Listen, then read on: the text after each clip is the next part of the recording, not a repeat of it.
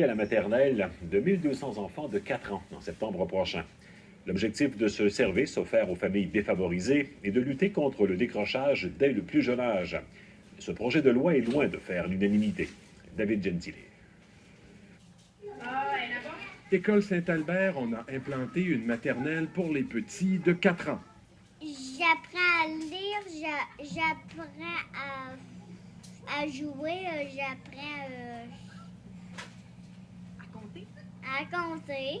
Les enseignants sont ici convaincus des avantages de cette scolarisation précoce. On est capable de cibler les enfants qui ont des vulnérabilités pour entrer à la maternelle 5 ans. Alors déjà, on met en place des choses intéressantes, du soutien qui vont faire que déjà, on va les rattraper. C'est le genre d'expérience qui a convaincu le gouvernement. En septembre, on ouvre une 60aine de classes de maternelle. La mesure touchera uniquement les quartiers très défavorisés. La première chose qui nous guide, c'est la lutte contre le décrochage scolaire. Environ le quart des enfants de 4 ans ne fréquentent ni CPE ni maternelle. Rien ne sera obligatoire, mais le gouvernement pense que la maternelle convaincra plus de parents de sortir les enfants de la maison.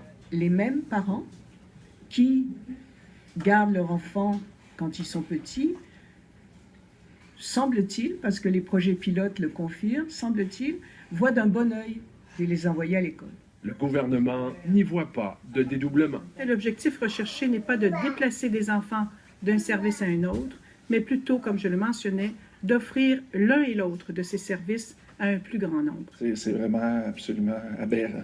Chez les CPE, on pense que les écoles n'ont simplement pas les ressources pour s'occuper des petits-enfants de 4 ans. Ils devraient aller au CPE. Écoutez, d'autant plus dans un milieu défavorisé, pensez-vous qu'un encadrement à un ratio de 1 pour 18 comparativement à 1 pour 10 en CPE est le meilleur pour un enfant de milieu défavorisé?